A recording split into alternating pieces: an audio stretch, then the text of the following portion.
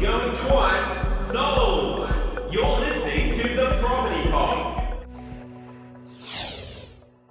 All right, guys, welcome back to the Property Pod, your easy to listen to and accessible way into the property market. I'm your host, Aaron Horn, and I'm joined at the desk, as usual, by Patrick Berry and John McGregor. How's it going, everyone? Yo, yo. Just let it be known that normally I struggle on the intro, and today I got it. Nailed it. Without even thinking about it, I just relaxed into it and just let it happen. Didn't look at your notes. Man, Nan would be proud. Nan will be proud. 100%. Actually, can I tell you guys, Nan listened to last week's episode with Twan from the tax thing. Yeah, yeah. She was really into it. Really? Yeah, she dug it. I couldn't believe it. Well, I could believe it after we spoke to the guy, but Well, think again. The whole purpose is we make this accessible, right? Yeah. No matter no matter how dense or complex a subject might be. yeah, they've just been cruising around the state. They were trying to get involved in that the voucher program thing that's been happening here in Tassie, where Oh, the accommodation vouchers. yeah, so they've just cruised around. Where did they go? They went up the east coast. They went all the way over. Actually, they ended up in Zion. She wanted to go back. She lived in Zion for maybe 2 years of her life when she was a little child. She wanted to see if she could find the house that they grew up in. They did not. But they did have a good time, and they were listening to the podcast on the way up there, and they said between Queenstown and Zion, it was actually a really good listen. That's awesome. I remember when I was in the UK, my partner at the time, we had gone to not Bath. I can't remember which city it was at the moment, but one of the things we did was she had these photos of when her grandmother or mother at the time her grandfather had taken these photos all around the journey around the UK. So we did our best to try and revisit cool. and take photos from the position of her grandfather. It was really cool. Yeah. So, and on see how mountain different tops. the places have changed in the 100 years between the photos and stuff. Yeah, exactly. One of the things, though, that like their family did say is that where they grew up had really just become a crap hole. So when we went there, we're like, oh, yeah, we can see what you're talking about. But it was nice to drive past the door and go, there it is. Yeah, no, I really like that.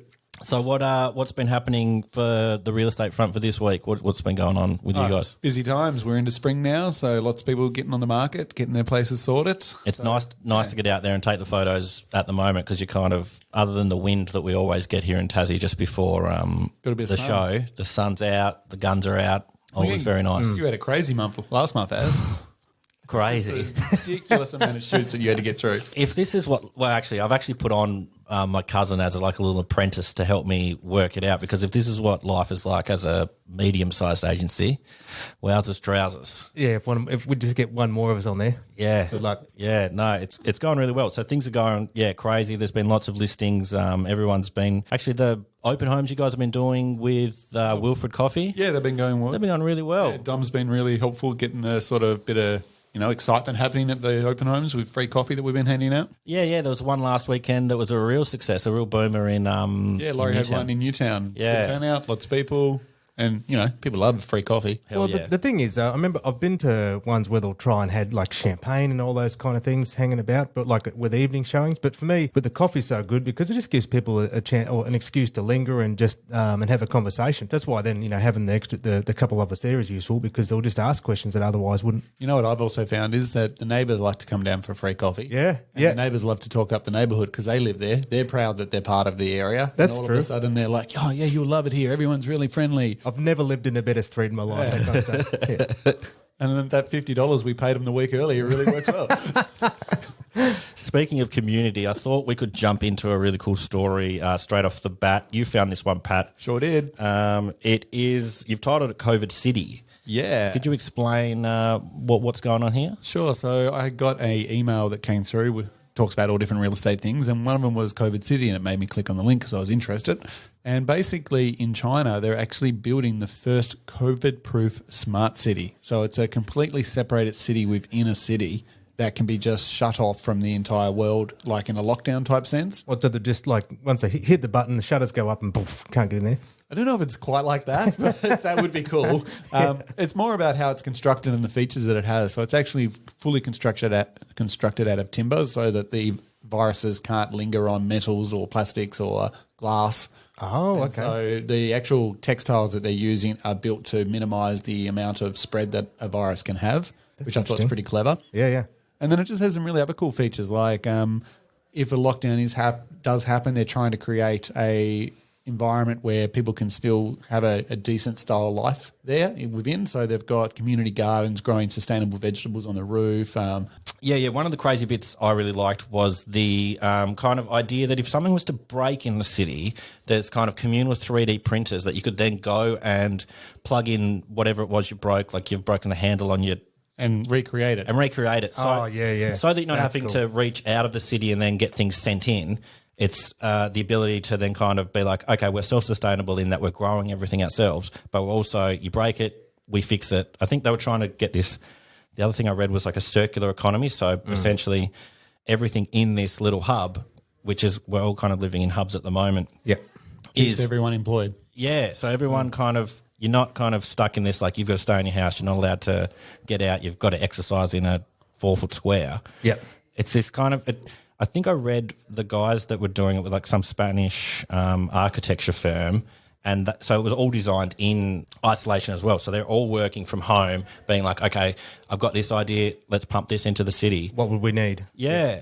Well, I guess in that sort of a thought, where the idea of like self-sufficiency. So if the gates go up, is that everything is covered. So all the food is covered, all your essentials, like you said, with the 3D printing's covered, so that you're not relying on external sources to basically fuel and maintain your little hub. Look, and they've even thought of my wife as well. She loves online shopping, and all the houses have oversized balconies perfect for drone-friendly deliveries. So there you go. Absolutely As the old world's crumbling, you can still get the drones to come you in. can still get your Amazon parcel delivered in record time. Well, I had this interesting thought where you talked about we're all living in little hubs, and I guess it's one of the things just proved how ignorant we are to how how we get things, right? So we just take everything for granted at the moment, where you just go to your supermarkets and everything's there. But you sometimes forget about a massive amount of work and intensive labour over the course of interconnected your country. Oh yeah, to make that work.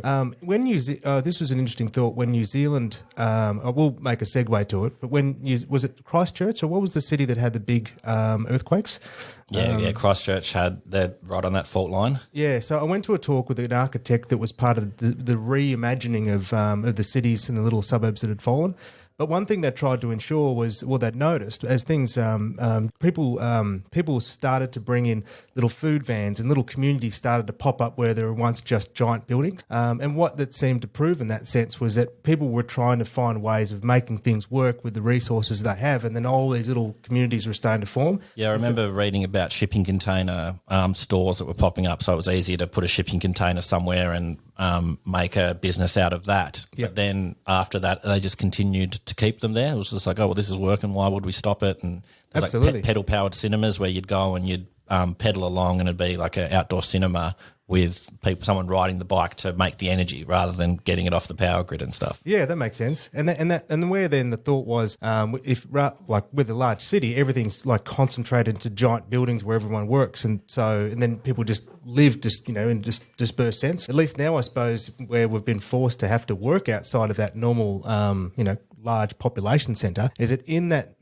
New Zealand reimagining, I thought, well, rather than just rebuilding these giant high-rise for everyone to be concentrated, why don't we ensure that all these essential services and jobs and is just dispersed across all sectors and neighbourhoods, etc. So everywhere has its own little, functioning economy in that sense. Probably not too dissimilar to what they're trying to show here, where if you're locked out from the outside world, you can still actually, survive and get 90% of what you need. This is way off topic, but there is a little segue, and I saw this really cool thing on Viceland last night that was them trying to work out how we would actually live on Mars. And so it was kind of, once our planet's buggered, how would we get to Mars? So we go to another buggered planet.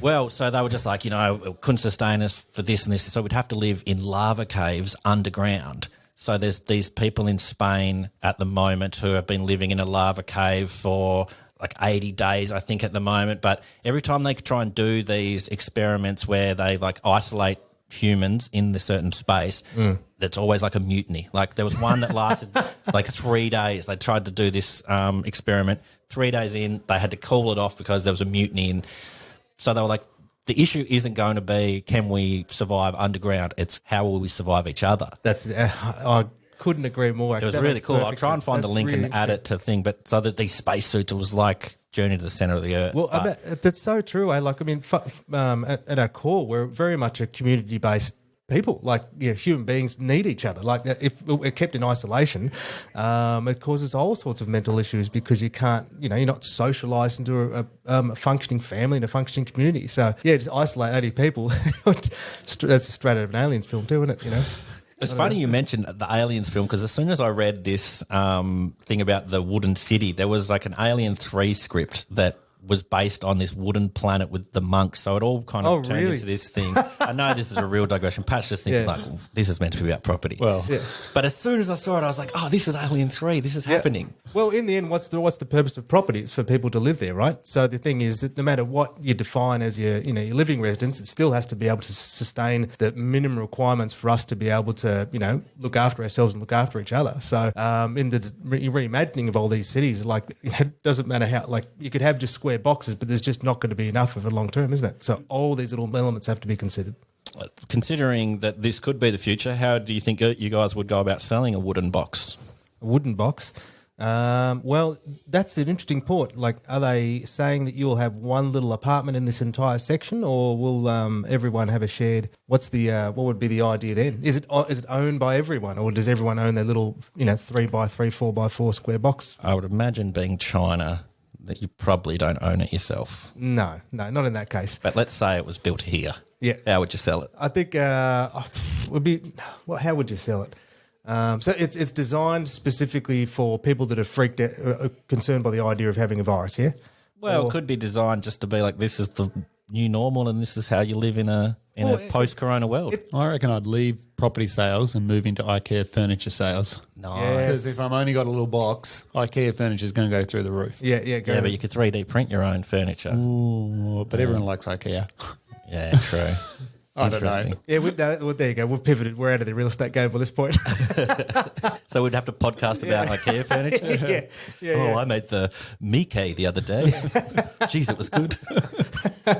Well, I guess Lego frontal.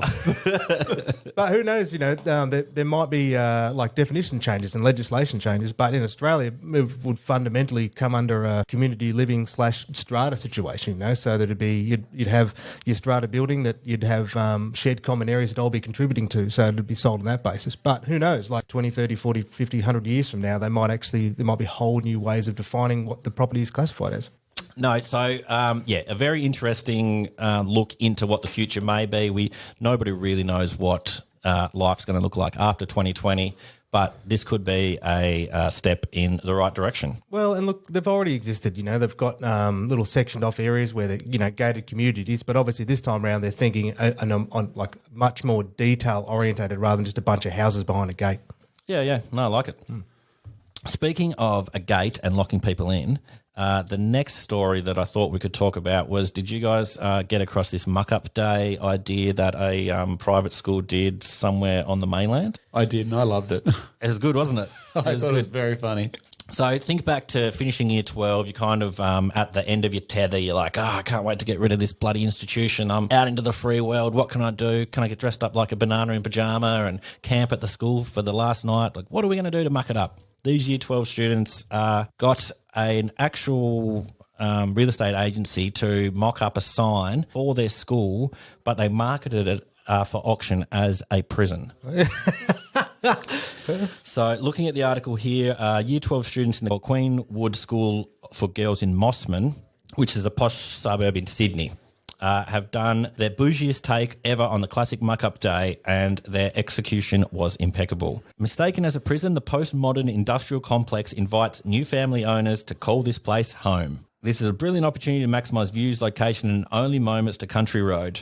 So they've actually got this photo signboard, placed it up and put a sold sign on it. And then I think looking into it, Pat, people were actually... Yeah, they actually had proper developers that lived in this suburb wanting to get in on it, and we're ringing the local real estate agency saying, you're advertising it as mixed use. You're saying it can be a nightclub, it can be this, it can be that. Oh, they're getting super excited about it. Can I get the application plans for this so I can research to see if this is a viable option for me to buy this building? Sure. How crazy is this? Like, what a what I All from a sign. It wasn't on the internet anywhere. It was just a sign that went up on a building. And someone's just they're driving past, going, "Oh, hang on a minute. What's the score here?" Well, probably half the developers' kids went to the school. Yeah, that's another point too. They're like, "Well, if we're going to do it, let's do it." And who's the dad that works at the real estate agency that the kids come and said, "Hey, Dad, I've got this really cool idea. It'd be good exposure for your company as well." Yeah, exactly. God, I remember. There was one of our old salespeople many years ago. He had one of his close mates had gone on holiday, and so what Tony done at the sign was grabbed a for sale board and then shoved it in the ground and put a sold sticker on it. And so when the guy came back, he was just completely freaking out that his house had been sold while he was away. Yeah. I was wondering if any of the teachers that had come on holiday and come back and went, "What the hell is going on?" You know, have I lost my job? What's the score here? It made me think: are there any other pranks that you guys can think of, like real estate industry ones that might have popped up? I know this is right on the spot and we didn't talk about it beforehand, but... Well, I'm thinking you could have all these random applications for things. So they just start, coming in like, received an application for complete demolition of the building or something, and then no one knows what's going on.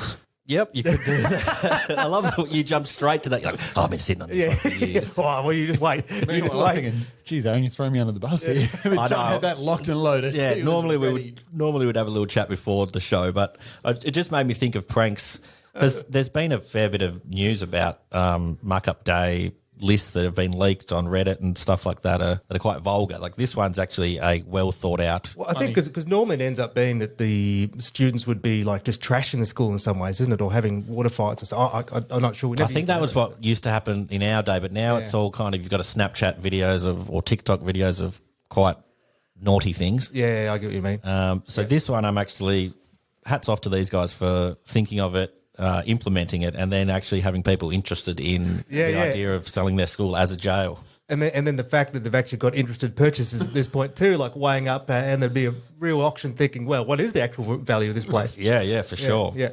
Lastly, in our news this week, we were just looking at a Mercury article that was talking about building inspectors in our lovely state of Tasmania.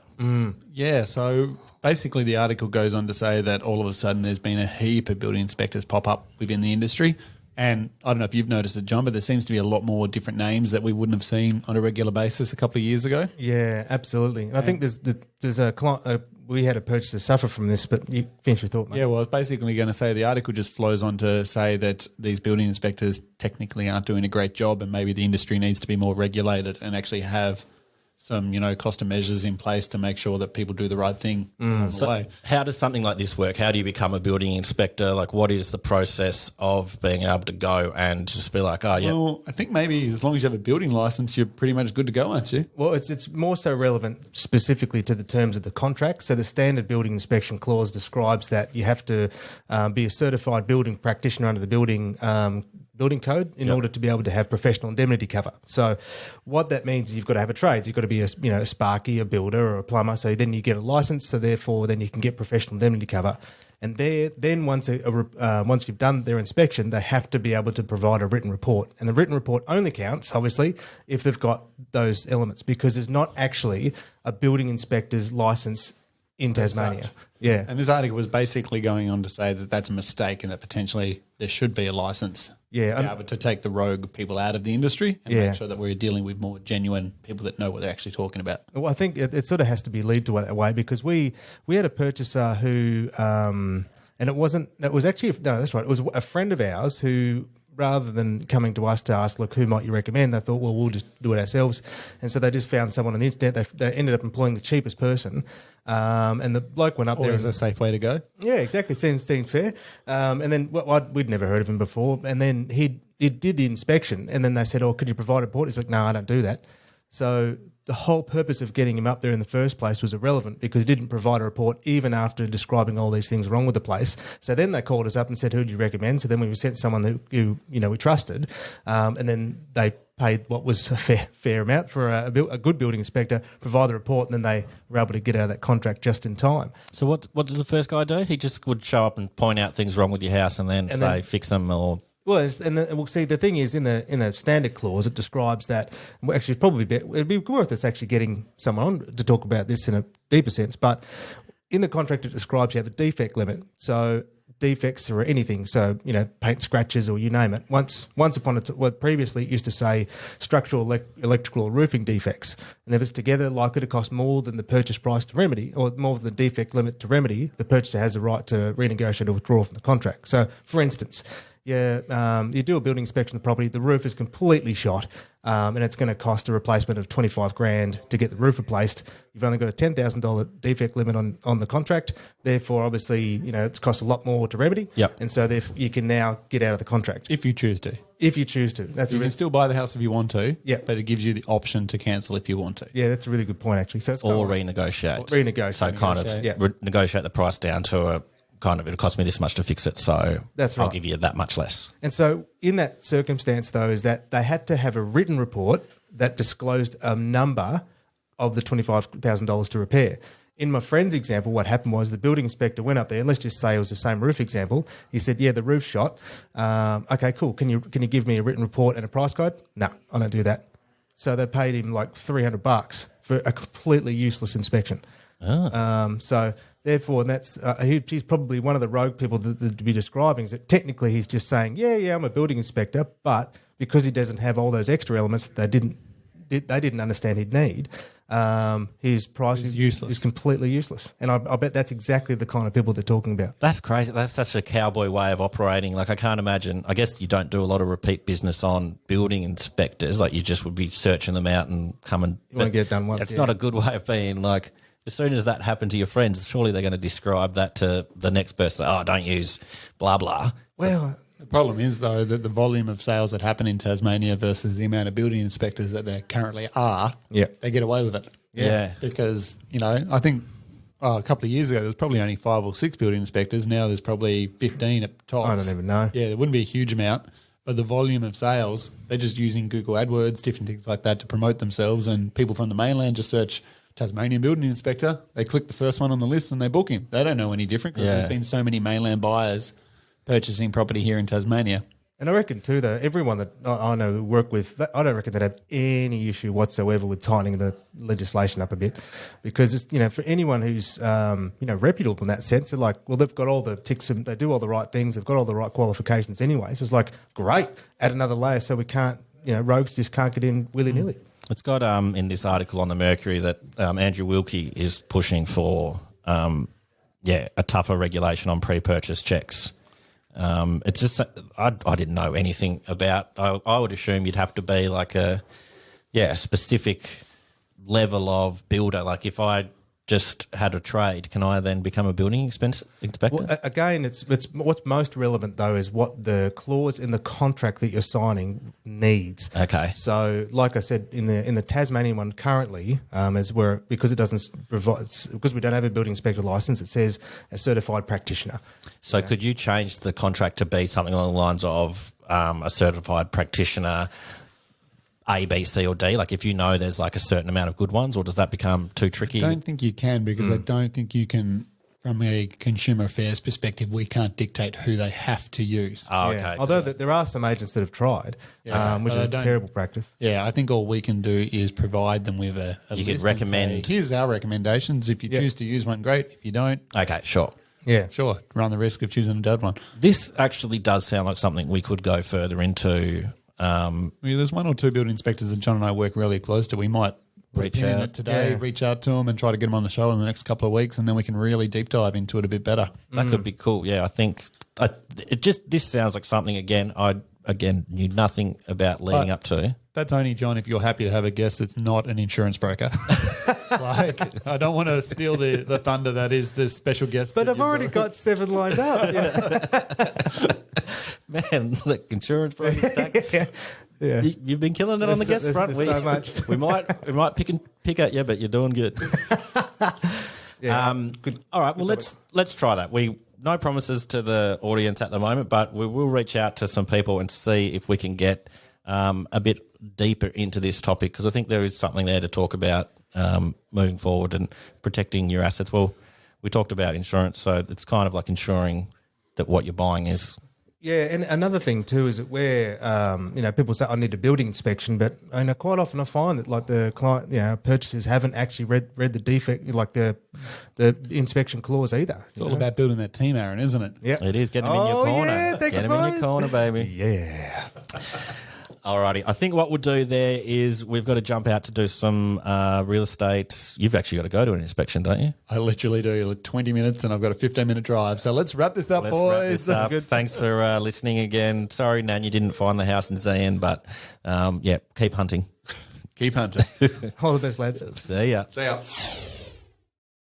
You have been listening to The Property Pod, produced and edited by 414 Media House in conjunction with 414 Real Estate and McGregor First National Propriety Limited. This podcast is general information only, and the thoughts and views expressed is the opinion of our panel, and listeners should always seek and use their own investigation into any topic we discuss to ensure they fully understand their own situation. It does not constitute and should not be relied on as purchasing, selling, financial or investment advice or recommendations, express or implied, and it should not be used as an invitation to take up any agent or investment services. No investment decision or activity should be undertaken on the basis of this